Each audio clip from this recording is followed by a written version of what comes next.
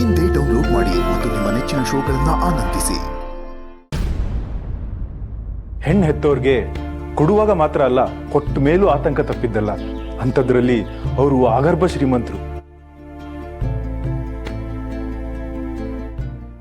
ತಮಗಿಂತ ಎಷ್ಟೋ ಪಟ್ಟು ಕಡಿಮೆ ಇರೋರಿಗೆ ಮಗಳನ್ನ ಕೊಡಬೇಕು ಅಂದ್ರೆ ಆತಂಕ ಇರೋದಿಲ್ವೇ?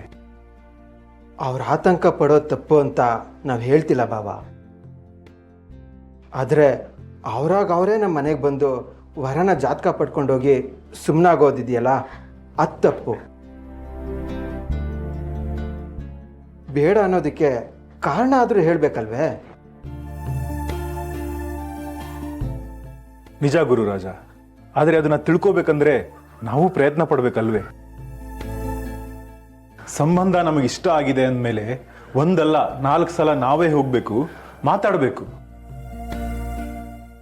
ಅವರು ಸಂಶಯಕ್ಕೆ ಏನ್ ಕಾರಣ ಅಂತ ನಾವೇ ತಿಳ್ಕೋಬೇಕು, ನಿವಾರಣೆ ಮಾಡೋದಕ್ಕೆ ಪ್ರಯತ್ನ ಮಾಡಬೇಕು.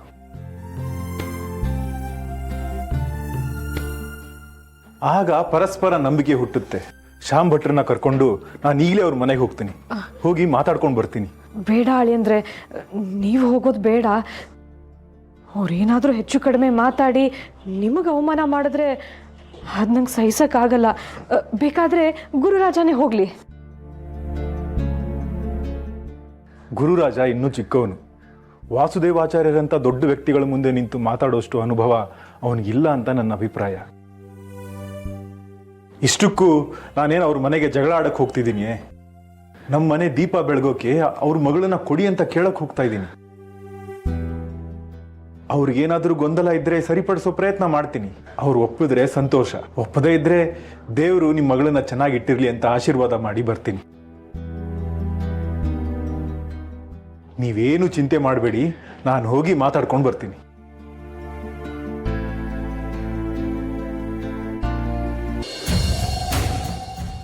ನಿನ್ನ ಮಾತುಗಳು ವಾಸುದೇವಾಚಾರ್ಯರ ಮೇಲೆ ಬಹಳ ಪರಿಣಾಮ ಬೀರಿರುತ್ತೆ. ಅವರು ಖಂಡಿತ ಈ ಮದುವೆಗೆ ಒಪ್ಪೋದಿಲ್ಲ. ಆದರೆ ಗುರುಗಳ ಮುಂದೆ ನಾವು ಹೇಳಿದ ವಿಚಾರವನ್ನು ಪ್ರಸ್ತಾಪ ಮಾಡದೇ ಇದ್ದರೆ ಸಾಕು. ನನಗೂ ಅದೇ ಆತಂಕ ಇರೋದು. ಗುರುಗಳ ಮುಂದೆ ನಿಂತಾಗ ಸುಳ್ಳು ಹೇಳೋದಷ್ಟು ಸುಲಭ ಅಲ್ಲ.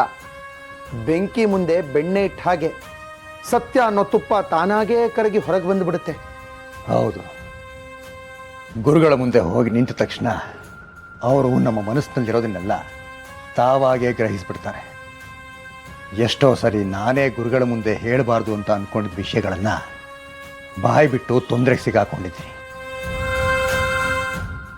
ವಾಸುದೇವಾಚಾರ್ಯರಿಗೆ ಆ ರೀತಿ ಆಗದೇ ಇದ್ರೆ ಸಾಕು. ಆದರೂ ನಾನು ಅವರ ತಲೆನಲ್ಲಿ ಬಿತ್ತಿರೋ ಅನುಮಾನದ ಬೀಜಾಕ್ಷರ ಬಹಳ ಚೆನ್ನಾಗಿ ಕೆಲಸ ಮಾಡಿರುತ್ತೆ.